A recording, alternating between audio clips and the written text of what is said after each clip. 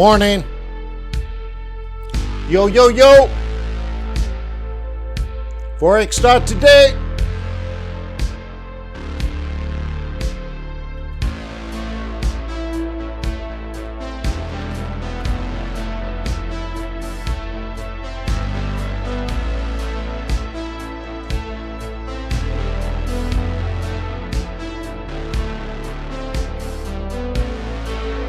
Yeah, yeah.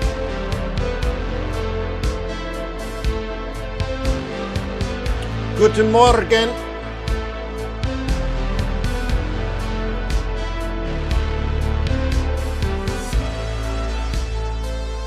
All right, we got PPI today.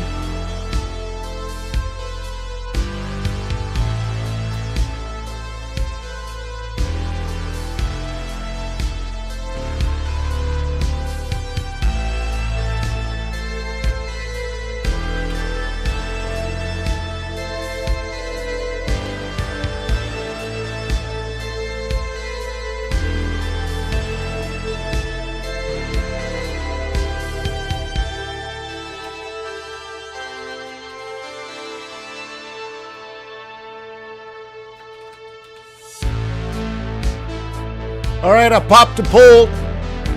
Please participate.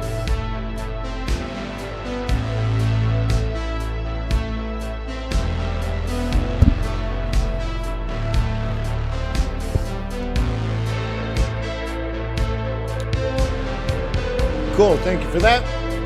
And we'll get going.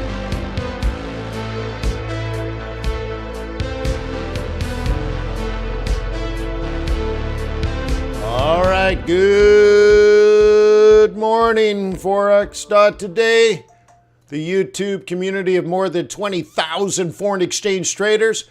We gather here today to conduct technical and fundamental analysis with the overriding goal of planning our trades in advance. Now, why would we do that? Well, because trading is risky, not appropriate for everyone. Your past performance, good or bad, is not necessarily indicative of future results. Please stay small, stay humble, focus on the long term, never risk money that you cannot afford to lose. Hey, my name is Wayne. I salute you. Boom. Let's do some technical and fundamental analysis. Let's do gold, oil, Bitcoin, dollar pairs, yen pairs, and anything else that you want to do. You just let Uncle Wayne know. The squeaky wheel will get the grease. Yeah? Cool. Execution partner is tradersway.com. They're an ECN. You want an ECN? Get yourself an ECN. I recommend this ECN. Tradersway.com. We're going to use their charting platform. Yep. Very good indeed. Straight through processing is what you need. We're also going to use strategy from TRADARS, where we automate both technical and fundamental analysis and provide performance coaching. So this is infrastructure that we're talking about for your successful Forex trading business. Technical, fundamental, and performance, as well as execution. The perfect storm.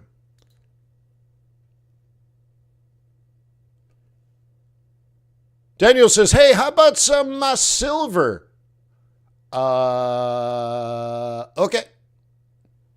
Okay, sure. We can do some silver. We got PPI coming out soon.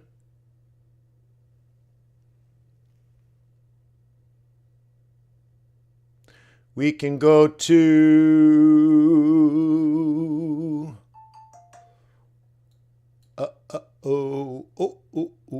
do-da. Bum.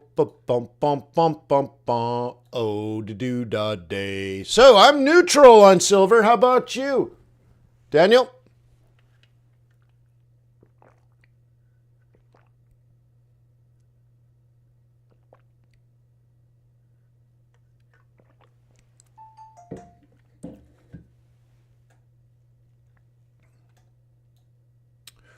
Do-da.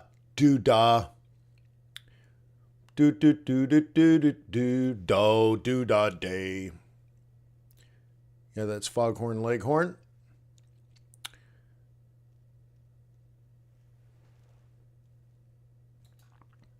So we're looking at this. Doo-dah, doo-dah. So if you go back onto the daily, you know, this goes a bit out further. Wait. Yeah, there we go.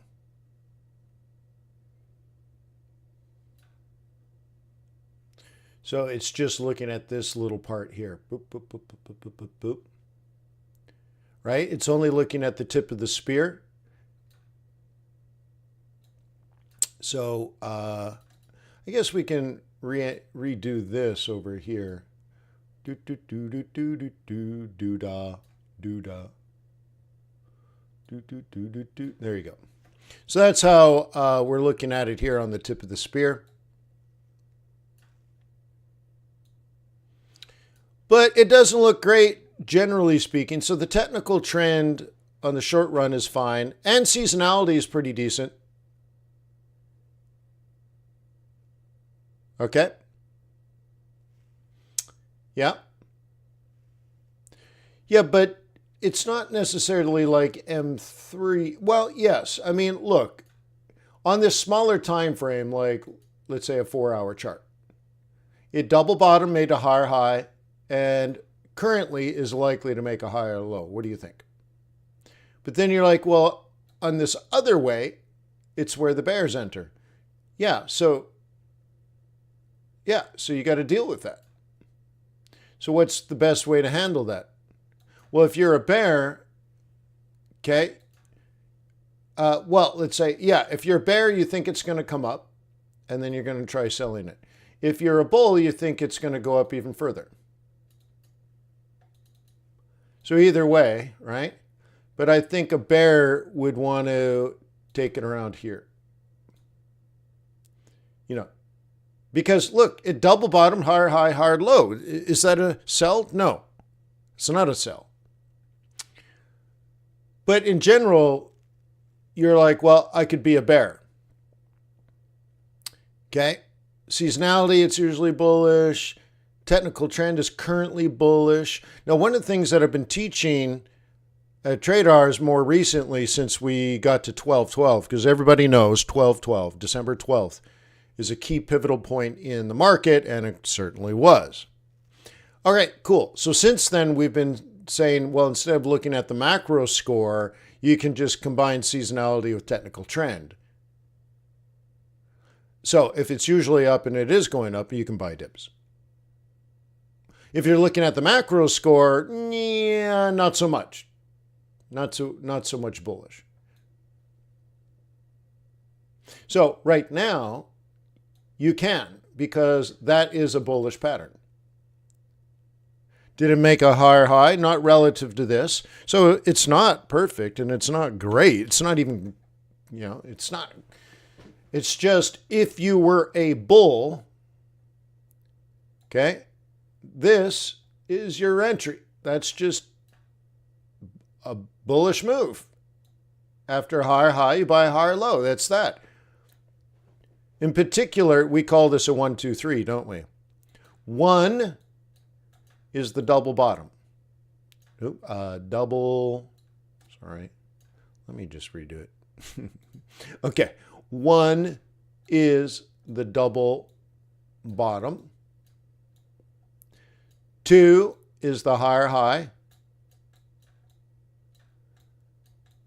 And therefore, 3 is the higher low. I also write it as just role reversal. We can do it that way. Okay. All right, cool. So there's your 1. Okay. Here's your 2 because it's higher than that previous high. And 3, okay, what used to be resistance now becomes support. So that's 3. And as long as that exists, and it seasonally can go up, and technically that's a bullish pattern, you have permission to engage. And if it doesn't work out, guess what? You lose money. So you better manage your risk appropriately and your lot size appropriately.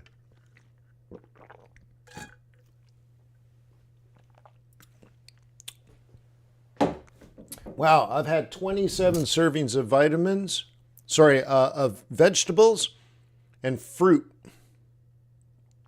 Wow, I feel like king of the world.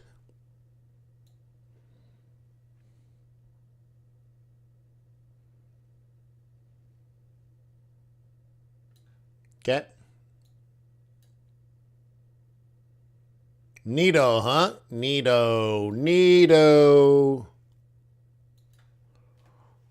Okay, neato. All right. So we got news coming up. Is it important? Well, let me answer that. You click on scalping. It looks like Google is slow today. All right, we look at scalping. Is PPI important today? It's in 14 minutes, 33 seconds. Yes, it's important. Okay, let's see what your sentiment is. So it looks like either as expected or higher. Okay, as expected doesn't have much of a change. Doesn't solve any problems, so maybe our problems just remain. Higher is a real problem.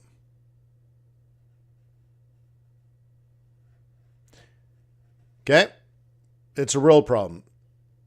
And then we're going to have a very complicated dance at the Fed. So that gets us to a point where yields on the 10-year are going to go to 5%. Then when we get to 5%, the Fed is going to have to do something about it. So they're going to change their mind again. And they're going to go from hawkish to dovish. But also, as I explained to you,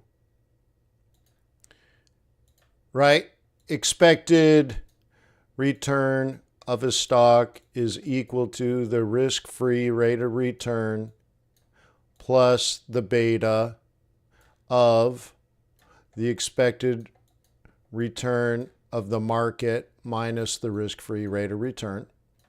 And if you use 10-year treasuries as your risk-free rate of return, and we go from 3.5 to 5, this brings the stock market down.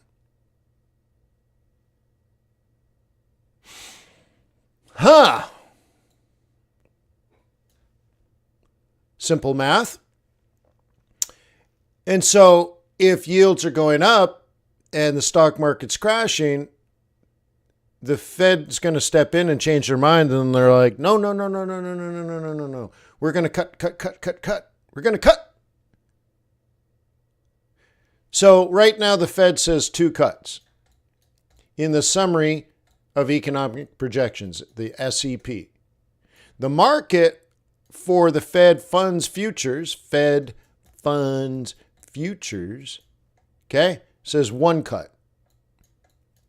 So if we get to 5.0 said freeze and I got numb. Can I tell them that I never really had a gun, but just watched that the Terminator X spun? Now they got me to sell because my records they sell because a brother like me said, well, sorry. I just got out of control. Got out of control there. I'm sorry. Fair cuts of profit that I think you ought to listen to. When he could say to you, what you ought to do, follow for now. Purr to the people say, make a miracle, debump the lyrical. Sorry. I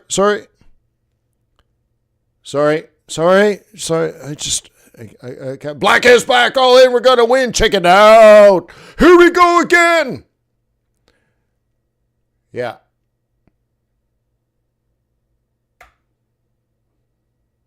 Never mad at the fact that he's corrupt like a senator. Soul in a rope, but you treat it like soap in a rope because my beats and my lines are so dope. Sorry. So anyway, so the Fed comes in. They're like, no. We're going to do the 2. We're going to do the 2, maybe more. So they're going to have to talk the cuts back in if we go to 5.0 to say it's called the Fed put to protect the stock market from the downside.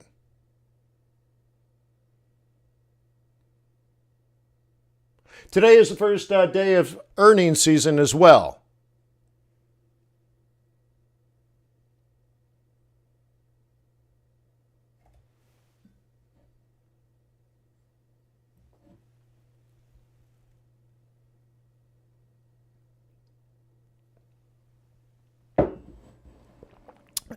Man, I miss public enemy.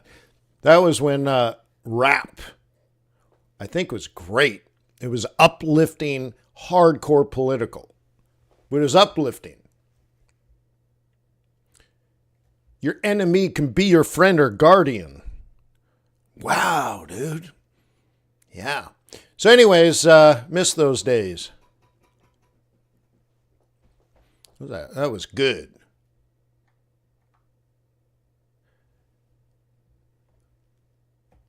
All right.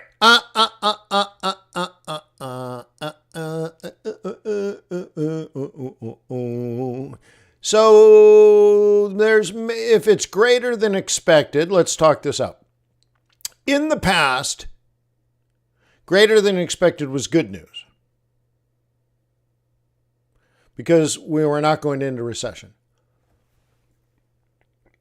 So up. So this is what's happened in the past. Why does past not predict future results?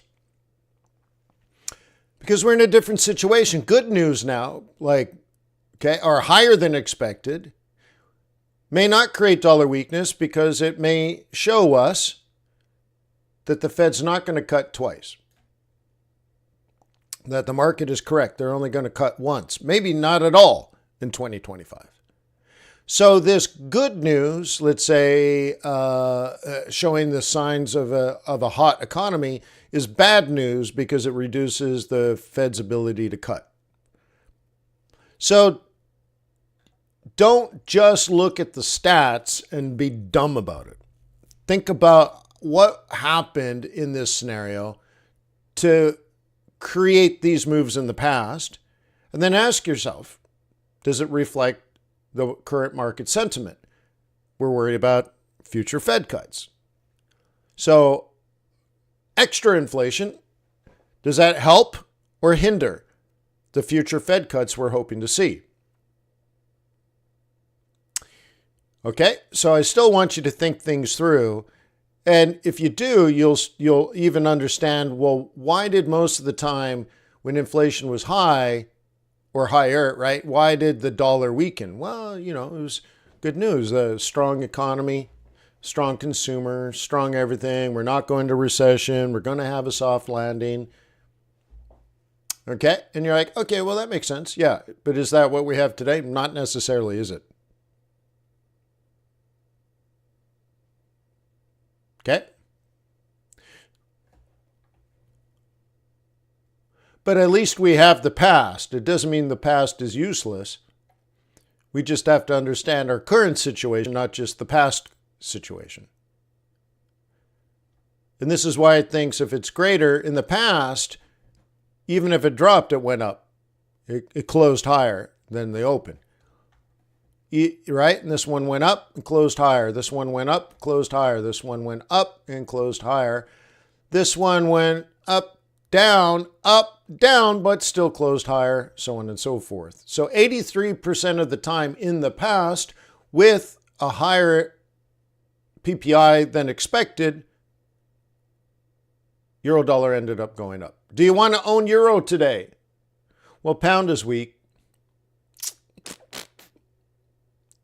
Right? So you better than pound. Maybe you want to do Kiwi. Maybe Kiwi's strong, right?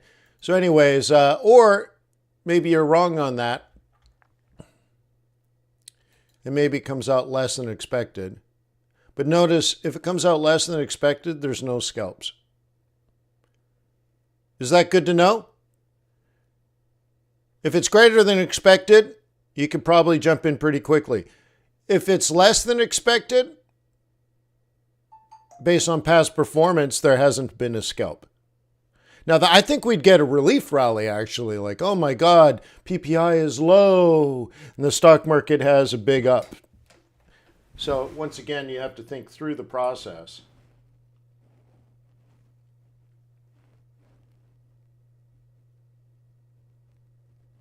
Okay.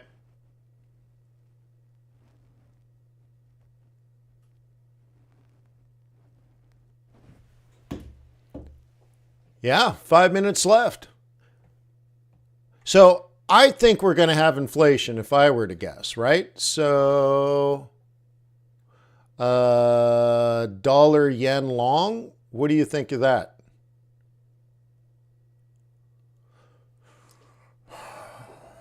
Well, 66 to the up.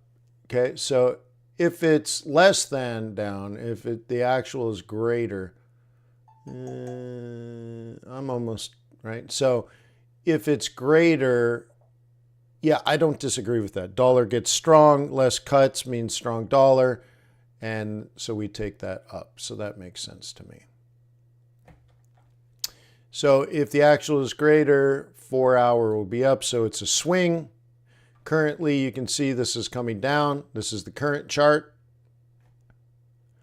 And in the past, it was down and then went up and closed higher. But these are 4 hours. So over the next 2 days, it may close higher, or did in the past. This one was dropping. Double bottom, higher high, higher low. There's your 1, 2, 3. So over the next couple of days, it was more up. This was up, then down, and then, yeah. And this was up. But in the past, in a scenario like that, USD yen went more up than down. I don't know if I want to make that trade for that long. I might buy it and then put a stop and walk. Pop a lot, drop a stop, take a walk.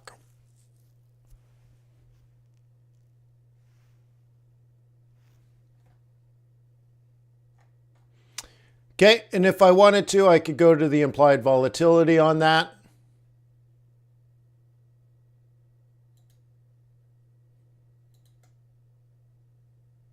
Okay, so let's do it this way so I can keep it on this chart.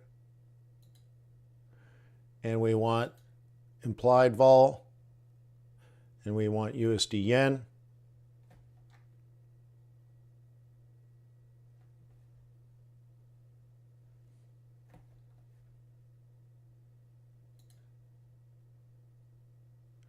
Interesting. What is it doing? It's a little glitchy today, huh? Where is it? No, page 2. What's going on here? Anyways, can I remedy this? I guess I can kind of cheat it. Oops.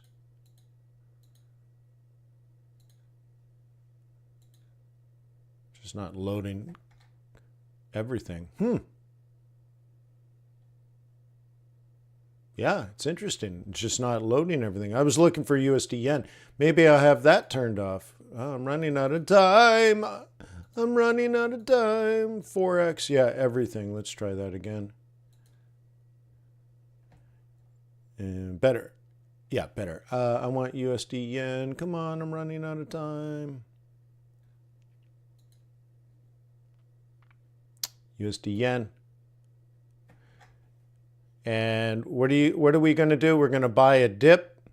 So 157.50 to 157.40. It would be over here, 157. Anyways, I don't have time. 157.40 or 50. Okay, so now we go back to the vol. 90 seconds. And we wanted this one. We expect higher inflation. We expect higher inflation than expected. And we are expecting the 66.7% chance of up. We have 157 as the implied, 157.5-ish as the implied low.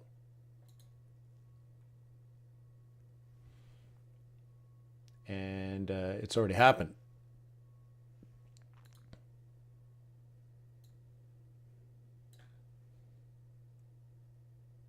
It's 157. we want the 1 hour low. Next 1 hour. 157.44 is the number. 157.44. So we didn't quite get there yet.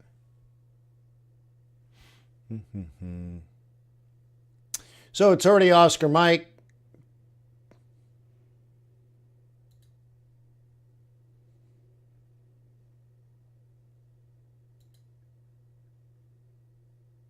Little kiss off the 4 hour 5.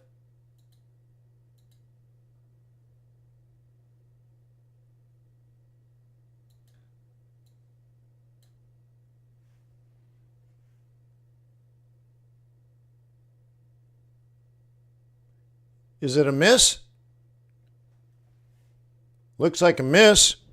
Lower than expected. We're all saved. The stock market's going to go up. Is that what? Anybody got it?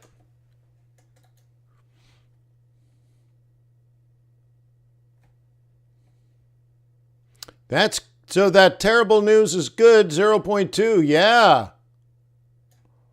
Yeah, baby. Yeah.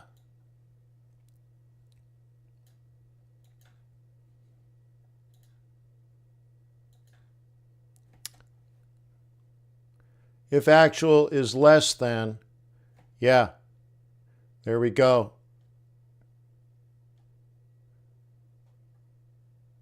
For USD yen, down, down, down, down, down, and down.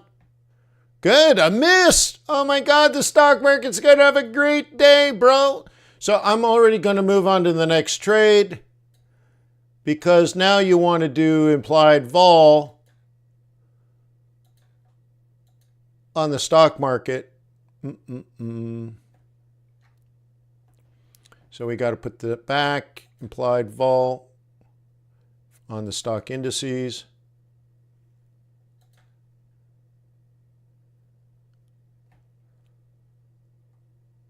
Dow. I want S&P. Nikkei, DAX, FTSE. Dude, I'm struggling today, huh? Did I walk right past it? Or was it, I'm just not scrolling. Okay, that's not it. Dow, no. Maybe it was at the top of this page. I didn't scroll up, that's why. Okay. Yeah, so if you are going to be a bull now in the stock market, this is what you're looking at. Okay. Coolio, right?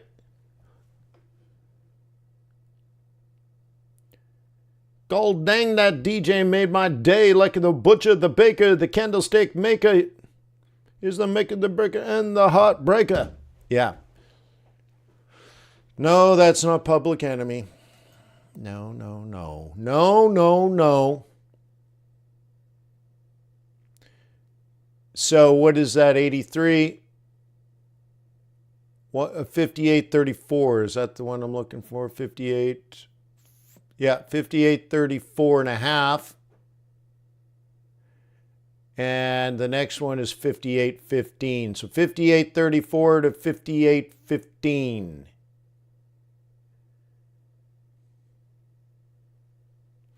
Is the buy the dip scenario.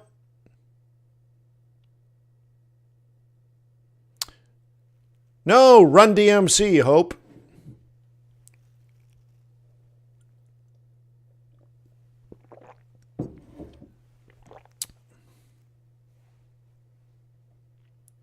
I'm better than the best. Best believe I'm the baddest. Yeah, that's Run DMC.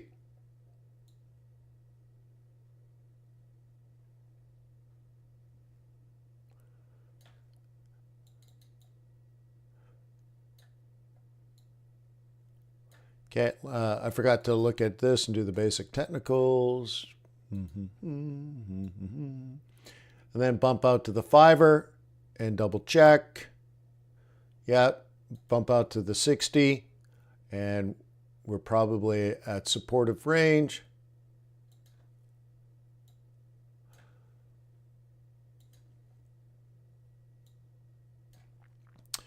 And then you want to go out to the 4.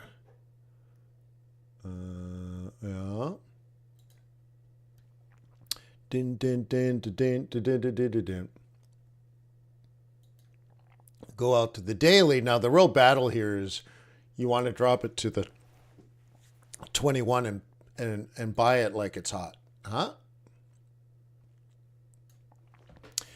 So down and then some up. What do you think?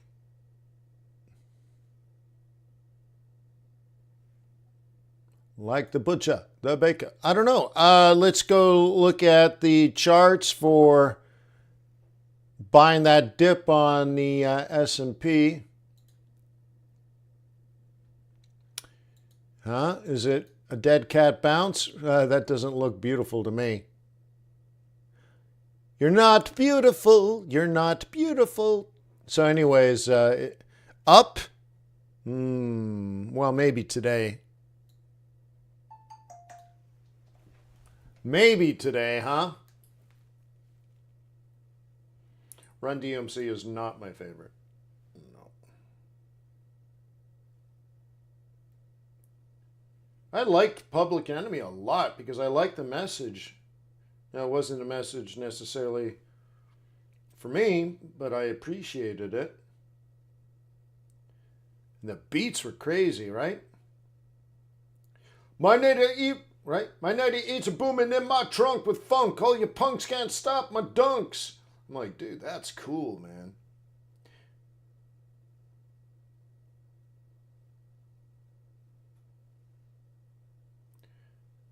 So anyways, we'll see what happens. Lower PPI and rolling tariffs might be good, right?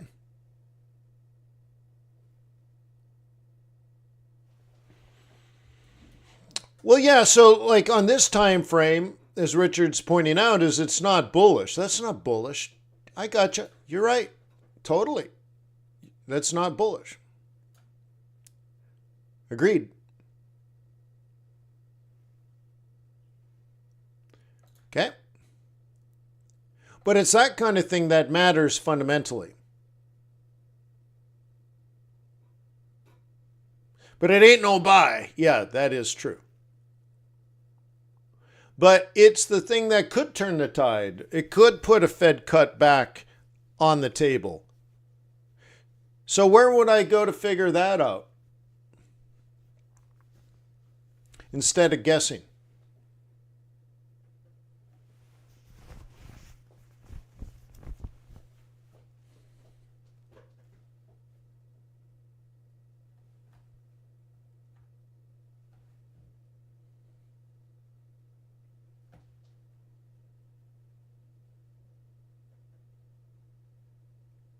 Quantitatively. Fed Watch tool.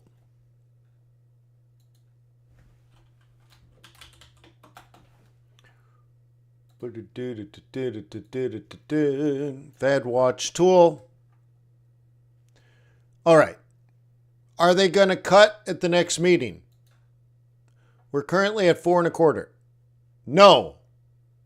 Are we going to cut in March? Probably not. May. Maybe. June.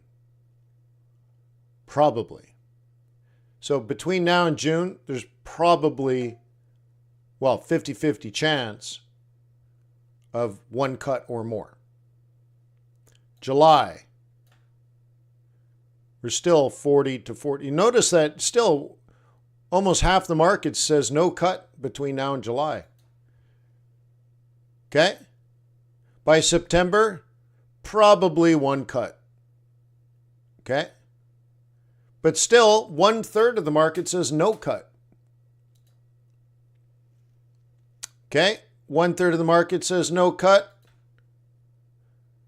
And 1/3 of the market says no cut. So for the whole year, there's a 33% chance there's no cut at all. And more like 50% of one cut. And then 20% other. several more cuts. Nobody sees a raise coming. All right, so that's one way of telling you the static, but you can go through every single one of those and see how that's changed over the last week. And did it shift right or did it shift left? Right is dollar strength, left is dollar weakness. So yeah, it'll take you, oh my God, maybe 10 minutes to go through all that data and write it down and figure out what has changed over time. Yeah, a whole 10 minutes. Yeah, you'll have to go through all of them. 1, 2, 3, 4, 5, 6, 7, 8, all 8 meetings. And look at the change over time. Cool. But that's where you get the facts.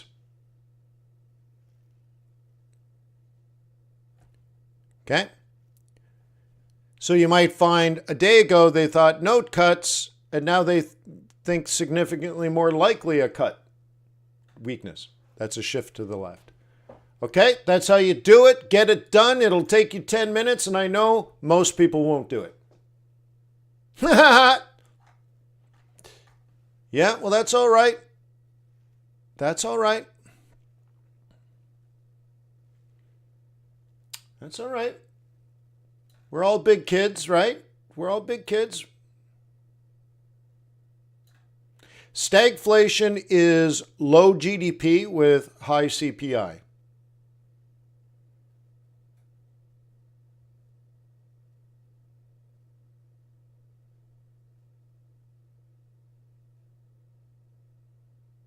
And there's only one way to get it. What is the one way to have stagflation?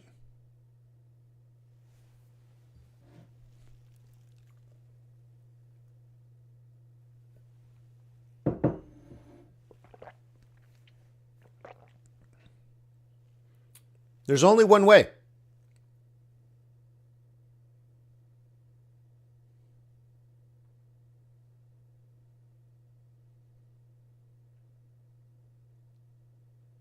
Type in a question mark if you don't know, but you're following along.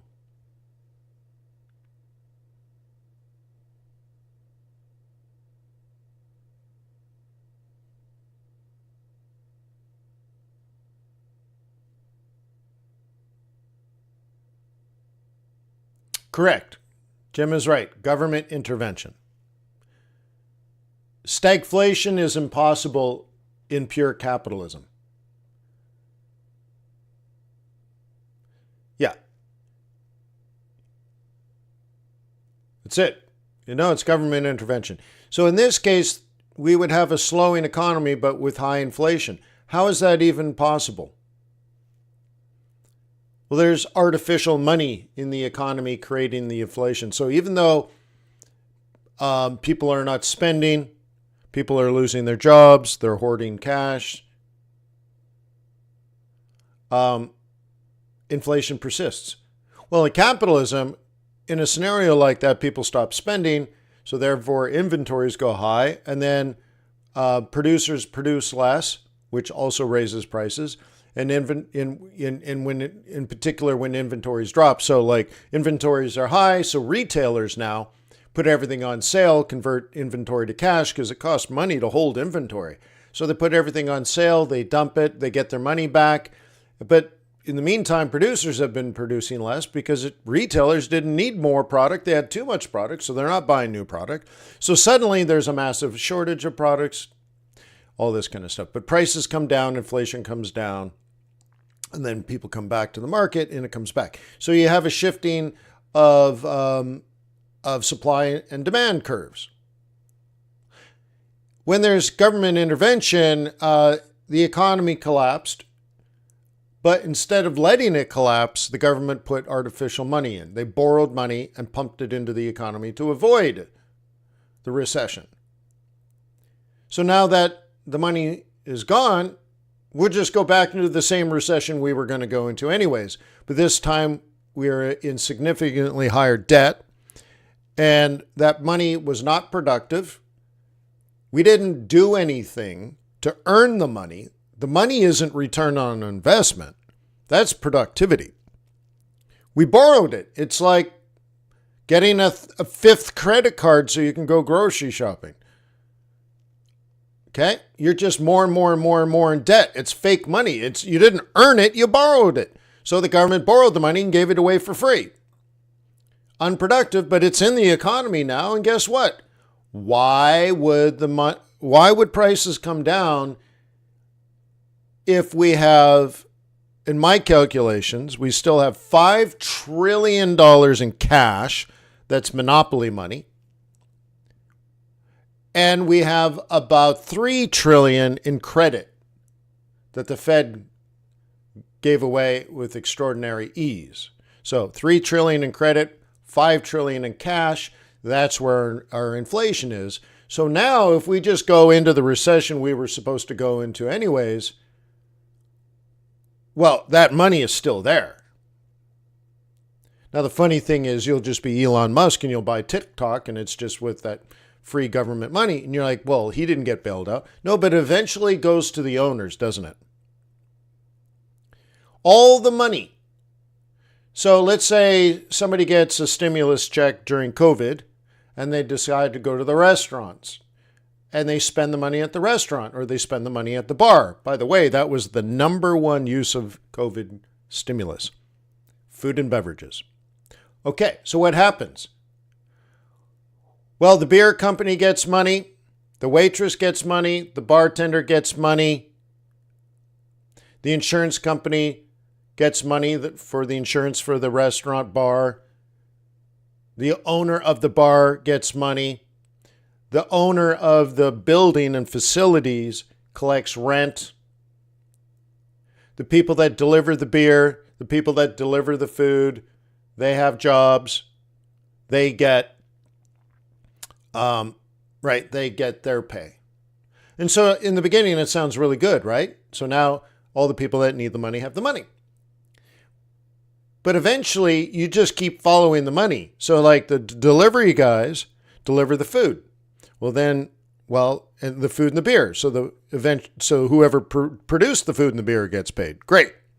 But somebody owns the delivery company and somebody leases the trucks and all that kind of stuff. And eventually, all that money that went to poor people will end up in the pockets of the wealthiest people that own those businesses. So Applebee's, the CEO of Applebee's eventually gets all the money. And the CEO of FedEx gets all the money. The CEO of Amazon.com gets all the money. That $5 trillion went to Bezos. That's where it all goes because he owns Amazon.com. You have to be an owner. And when you look at the stats, the poor people are worse off now than they were back then. And yet, so that could lead to stagflation. Okay, Hope? The people that needed the money the most got the money, spent the money, and now actually, if you look at it, they're actually in a worse off financial situation than they were pre-COVID. Okay, that sucks, but it's true. And so they stop spending because they have less money. And maybe they're the first to lose jobs if we go into recession. So then we go into recession, they get kicked out of their apartment, everything gets bad. So it's just like what was going to happen before. But this time we have $5 trillion in debt and rampant inflation, even though the economy is crashing. That's stagflation. If we hadn't done the intervention, I'm not saying the intervention was bad, but I'm just saying in a normal recession, all the prices come down because the inflation comes from the fake money. It's the fake money that caused it. We printed money. We increased the money supply. Inflation is a monetary phenomenon. The only way you can get inflation is printing money. There's no other way. If there's a limited supply of a limited supply of money, then money moves around. It's called velocity of money. And $1 moves to one person and then another person, another person, and another person. But you never have more money. So money is spent, but you will not get inflation. We saw it. We went 20 years without inflation and everybody was filthy, stinking rich, but no inflation. When did we get inflation? When we printed money, or we didn't actually print it, we borrowed it. So America borrowed a third, fourth, fifth, sixth, and seventh credit card, withdrew all the money, and gave it away for free. It's like going to Vegas. You borrowed money on a credit card. Now you got 10 grand. You go to Vegas, you blow the whole thing on gambling, and now you still have a $10,000 debt and you're no better off. So that's where the inflation comes from, because that money still stays around. So here we are. You cannot create inflation unless you borrow or print money. So now we've done it. Did it prevent the recession? There's a high probability that, we will go into recession one day. But this time around, we'll go in with double the debt. Is that better? No.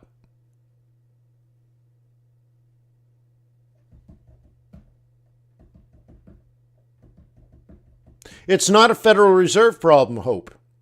Who borrowed the money? Not the Fed.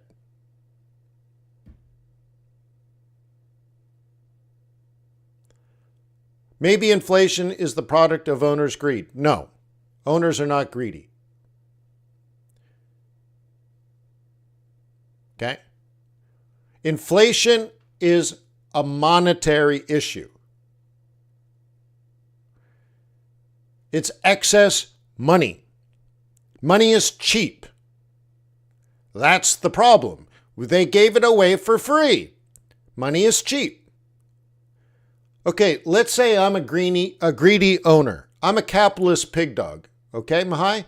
I'm the worst of the worst. I'm a capitalist. Capitalist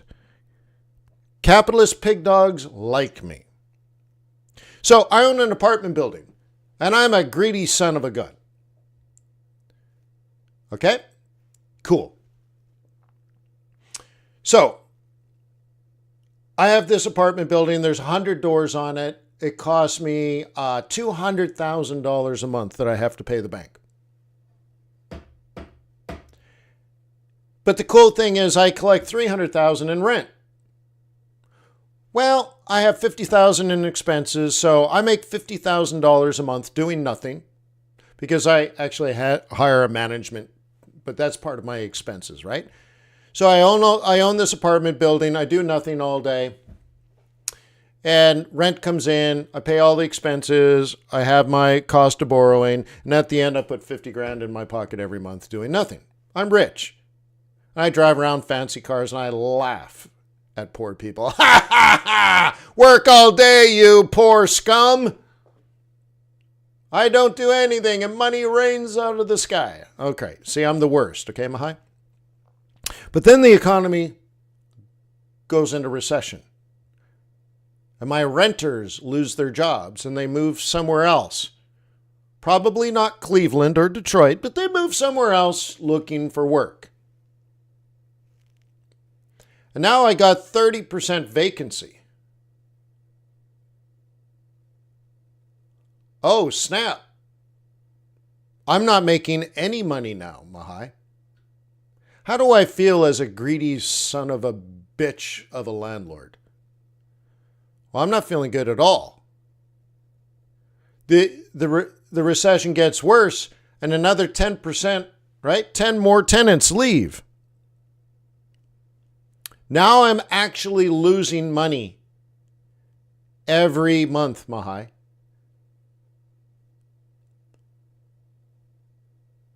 Maybe I should have lowered my rent earlier. See, I don't believe in the idea of like owners are the problem. Owners are greedy. Capitalists gouge people because they're bad people. I don't buy it for a second. I know that's a narrative in a story, but I think that's poison for the masses. That's not true at all. It doesn't even make sense if you think about it. If you're filthy, stinking rich, the number one thing you're worried about is losing money. So if the economy tanks and you're at 10% vacancy, 20% vacancy, 30% vacancy, dude, you drop your rent immediately. It's just natural self-preservation. It's part about being sentient. So I do not for a second believe rich people are bad people, and I hate that in the media and in movies and stuff like that. Okay, I know a lot of very wealthy people, and I'd say almost all of them are warm and generous people. And most people I know earned their money.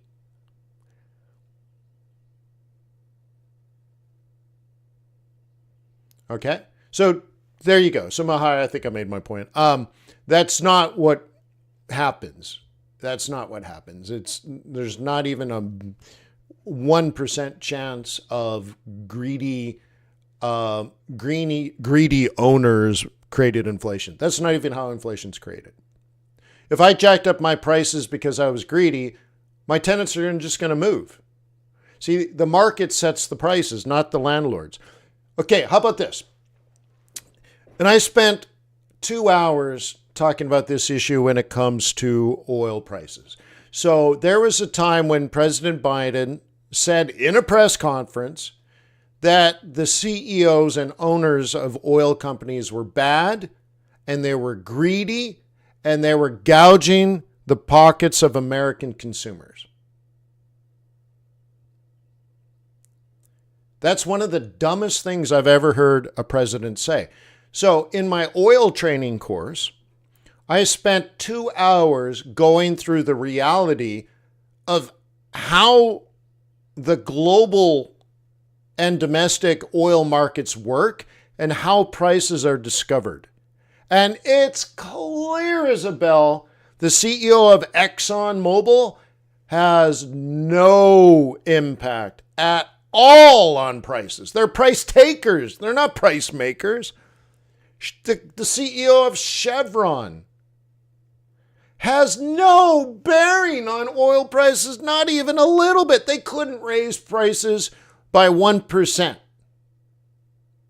And I show it statistically. Right? So take the course, like, oh my God, like this is the reality.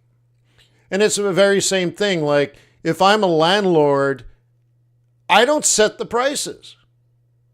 In fact, one of the awesome things, right? One of the awesome things about being a landlord, where your tenants are retail, like you're not doing industrial warehousing, right? You're just doing apartments. The cool thing about that is you always get the market rate.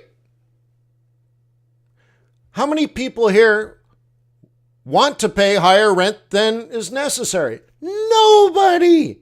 So I'm like, dude, my apartment's $4,000 a month. You look at it like, dude, I can get way nicer apartments than this for less than $4,000. Like, you're not going to pay it. You're like, this ain't worth $4,000. I think I like the other one I saw. Okay. But it's not even quality. Like if it's too much, it's too much. You walk in, you're like, dude, I've seen 5 other apartments. This place is worth $2,500. I ain't paying $4,000. That doesn't make any sense. It's like, no, I got better choices. You would never pay more than what you perceive as the best value. You would never pay too much. You're always going to pick the best deal. So, the best thing about that type of real estate is you always get the market price. So let's say you're always at 90% occupancy, and you always have on average 10% vacancy. So you're always watching tenants leave, and then you go in and you change the carpet and you paint the walls and you advertise it and you get a new tenant. And you're constantly doing this, right? Every month, it's probably even less than that, right? How about this? Every month, one of your apartments goes vacant. So they leave. You spend a month fixing it up and re-renting it. And then the next month, someone else moves out, and you rinse and repeat, rinse and repeat, rinse and repeat. So you're constantly getting new tenants. How much are they willing to pay? Okay? The marginal cost, which means they'll pay exactly what it's worth. They'll not pay a penny more. And if it's the best apartment, they'll pay up for precisely what it's worth. The other one might be cheaper, but it might be farther from work. It might be cheaper, but it's smaller. It might be cheaper, but there's no view. It might be cheaper, but it's not as modern. But you'll never pay too much. So you're always getting, every month, one apartment is rented out on a 1-year lease at precisely the market value. Now, if you own a warehouse that's on a 10-year lease, the rents might go up over those 10 years, but you're in a contract, so you never get the market price. Now, if rents go down, you're also got them locked, so there's a benefit to that. But with apartments, you'll always have the market rate. What I'm also trying to show is, to Mahai's point of, well, what if I'm a greedy landlord? It doesn't matter. I'll always get the market rate no matter how greedy I am. I'll take what I can get. And if I can't get enough to afford the apartment building, I sell it. I get it or I get out. But greed has nothing to do with it.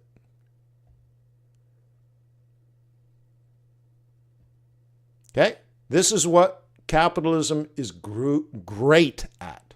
You'll always discover the market price. If the economy gets worse, my rent goes down. If the economy improves, my rent goes up. Why? Because I'm greedy? No! Because the renters perceive it as the best value they have seen. And they're like, this is, right? Right? This is the apartment I want to live in. It's the best of everything. The best price relative to the best value, and they make the best decision. If they had a better opportunity, they would take the better opportunity. You see? So, I don't buy it for a second. Now, maybe in a different economy, right? Maybe you're in an economy where that is exactly the case. Right? The greedy landlord is buddies with the local government, and it's not a free market. It's not capitalism. It's a mini dictatorship. It's criminal. It's fraud. Well, hell's bells. Yeah, well, then I would agree with you, because now capitalism is prevented. Once again, it's another form of intervention. In a free market, that is impossible. In a manipulated market, whether it's crime or government policy, yes. For example, the government comes in and says, rents are too high. So they create, right, rent control. Guess what? Over time, there will be a massive shortage of housing. What happened? Government intervention. They had a good idea. Let's keep rent cheap for our citizens because of the greedy apartment owners. But that's the farthest from the truth you could possibly get. That's not how reality works. And what will happen is landlords will go out of business because they're just trying to get the market rate. They didn't set the high rent. That's the market rate.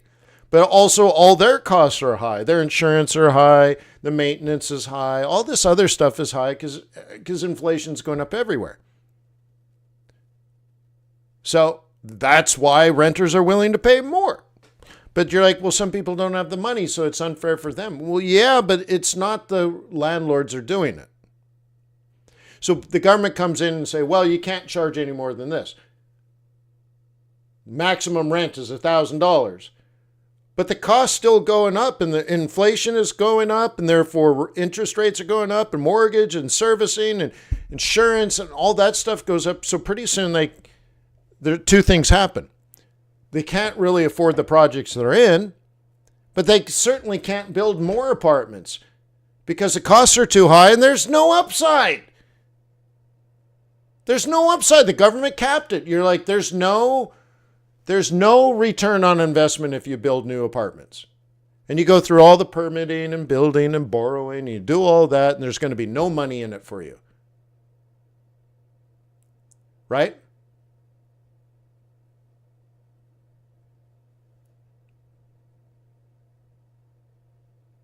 Okay.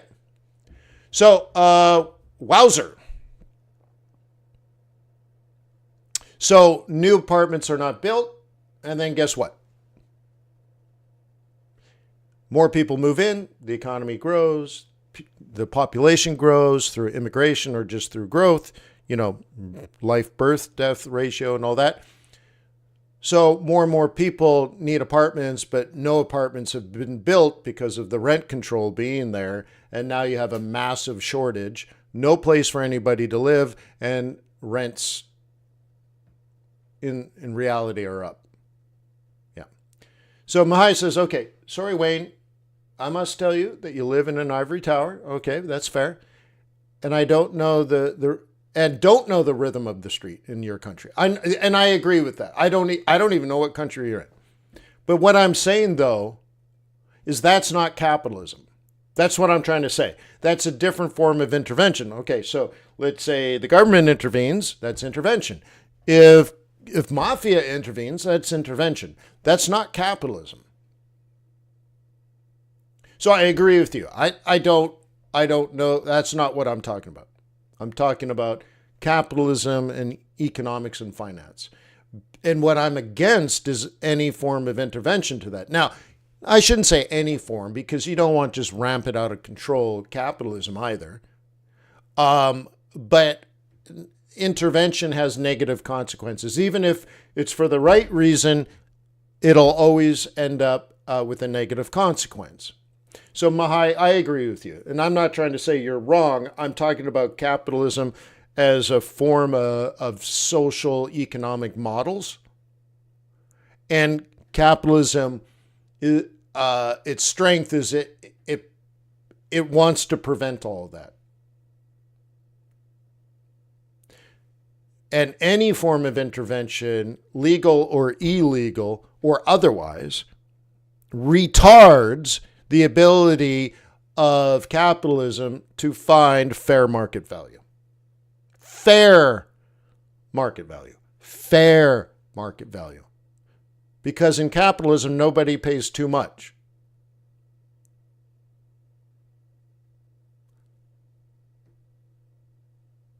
And there is no such thing as inflation. And I'll leave you with that thought, in fact. Inflation, okay? Inflation is impossible. Okay, a price going up because there's a shortage is not inflation. So everybody's buying fidget spinners and there's a shortage of fidget spinners. So they go from $1 to $10. Yeah. Well, what'll happen is now all the producers of fidget spinners will be incentivized to produce more. So everyone and their mother starts producing fidget spinners of all kinds and shapes. So now consumers have choices. They have the new fidget spinners. They have old fidget spinners. They have new ways of building them and new colors and techniques. And this one has LEDs. And pretty soon in a capitalist pig dog market, we have 100 variations of the old fidget spinner that was popular last year. This year, we got 100 variations. Like, oh my God, any kind of fidget spinner you want. But everyone's producing them, so they go from $10 down to $5. And this is exactly why, you need to come up with different concepts of fidget spinners to attract buyers so that they're like, oh my God, for $5 I can get one with the LED light on it. So when I spin it, it makes symbols. where the other ones don't have that, and they're also $5. So suddenly the ones with LEDs are selling like hotcakes, and the ones without are not. So now they got to lower their price to $3, and it works its all the way back through, and capitalism gets it back down to $1.52. Because that is the fair market value. And now we have a surplus of fidget spinners. America has a surplus of everything. I went to a Walmart about 6 months ago, and I was super excited because this Walmart has a hospital, including a dentist at the Walmart. I'm like, oh my God, I got to go check this out, right? So we go there, and it's legit, like a legit hospital at the Walmart. Like, oh my God, beautiful and professional and everything. I'm like, son of a gun. And I start talking to people. I'm all excited, as I always am. And they gave me a bunch of literature and a little carry-home bag and everything. And I got all this stuff. I'm like, oh my God, a Walmart hospital. You know, like if I have a heart attack, like, don't take me to the main hospital. Take me to Walmart. It's cheaper, right? Like, oh my God. So anyways, the point of this story is, you enter from the outside with sliding doors, but you can actually enter into the Walmart through also sliding doors. So now my son and I go into the Walmart, and the shelves were so high at this Walmart. They were 20 feet high. All the aisles were in shadows. And so you come out of this hospital in the shadow of these 20-foot tall shelves on both sides. And you know what? It was all deodorant. And I thought, can you imagine if you brought someone that spent their whole life in Cuba and they're like, well, we have Chinese deodorant or we have Russian deodorant. What would you like? There's your choice. Capitalism, you walk in and there's 1,000 choices for your pit stick.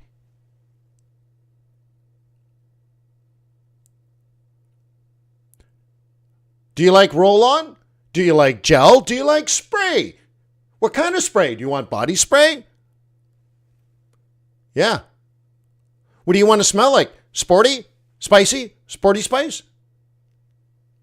Like, dude, like, it's incredible. You can just stand there like, dude, oh my God, I just want to buy deodorant so I don't stink. Well, welcome to America. You have 1,000 choices. And they're all trying to compete for your business. So that means they have to have awesome and unique branding. They actually should kind of work. They might have some sort of appeal. Okay. So like for women's stuff, it has to be pink and smell like food. And for men, it has to be dark and smell like musk or some weird name. Sport. What the hell does that smell like, right? Right? And all that. So now they're competing for your attention. They're competing on price. They're competing on their capabilities. Oh, this one will make you smell good for 1 day. This one will do 3 days. This one will do 7 days, right? Or you go to a socialist pig dog communist country and they're like, you can smell Chinese or you can smell Russian. That's it.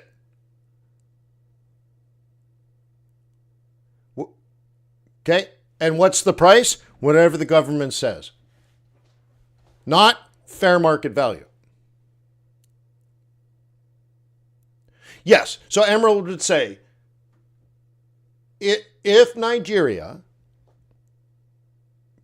printed money and borrowed money and has no productivity to create value, that's where inflation comes from. So if you create value, which is return on investment, $1,000 in, $1,100 out.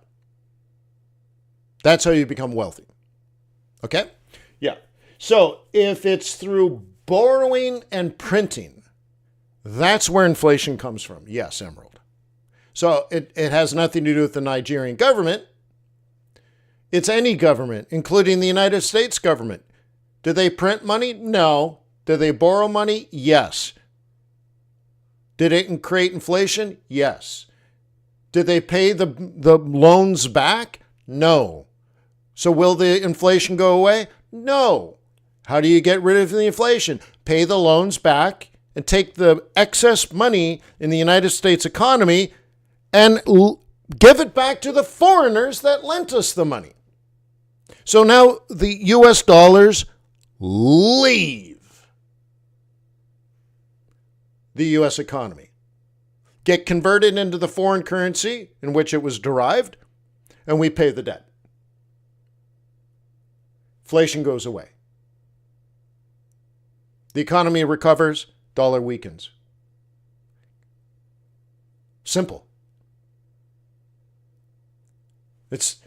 If you take all my other examples, it's impossible to create inflation. It's not the landlords and it's not the deodorant people. The greedy deodorant people. There's 25, maybe more companies selling deodorant, competing with each other. Even The Rock sells deodorant now. And he wants to sell it to you because something about Samoan Hawaiian culture, and he's famous, and they only use organic ingredients, and something, I don't know. He uses neutral colors. It's not bright pink. It's not bright blue. It's not black. It's some sort of tan thing like sand. And The Rock is on it. So like, you know what? I like The Rock. I think I'll buy The Rock. I have a cousin who's 1/4 Samoan. I think I'll buy that, right? And so you see they're competing, but no one will pay too much. And that's the world. If the price is too high, nobody buys it. So you'll lower your price. And now until they start buying it. Right? The marginal utility of cost. So anyways, you get intervention of any kind and it retards the fair market value. Oh my God, what an esoteric conversation today. We got choppity chop chop. We're right back to where we are, where we were. The stock market's going to open soon. You have to get your game on, okay, and use your implied volatility. And use your brains, use your time, all your different time frames. I hope you join traders.com and get your fundamentals and your technicals automated. We also have usually about 5 hours of coaching every day. On Tuesdays, I usually do a 4 o'clock presentation called The Week on the Street, where we download all the economic reports and then read them line by line. I love doing that. But today I'm meeting with the St. Louis Fed at that time and won't be available. So we'll push it till tomorrow. So just a heads up. And I think in the next 3 weeks, I'll have 2 more meetings at the Fed as well. One of them, I might actually fly out and attend in person again. So that's how the Wayne do. But thank you for allowing me to be on your team every day. Thank you for your loyalty and respect. Thank you to Mahai for having a sensitive conversation about capitalism and economic philosophy. It's great. I've studied the heck out of it, but it doesn't mean I'm too arrogant to listen. I understand things are different around the world, and I don't think we have a perfect form of capitalism at all. But I think we are going to improve. Okay? I think we are going to improve, and we have perfected the knowledge of knowing that socialism is 100% failure. A total, absolute failure. So capitalism is what we know has the best potential. It has a track record of success, but we all know it's not perfect. But we're also learning little things like government stepping in to make rent affordable seems like the right thing to do to help society. But we've also studied it up the yin yang and found out that good intention has bad consequences. So you have to go back to capitalism and just let rents come down, and then people rent those apartments. And then when the economy comes back, the rent goes back up, but not for the people that rented them last time, for the new guys. So you always get the market price. And that's how capitalism works. And if it's too expensive, people don't rent it. If it's too cheap, people rent it up fast. And you'll always find equilibrium. And that's for rent. That's for fidget spinners. That's for pit stick, aka deodorant. So peace on earth. May the pips be with you. May our profits be above average. Thank you for everything that you do. I hope you have a wonderful day. Thank you to TRADARS.com.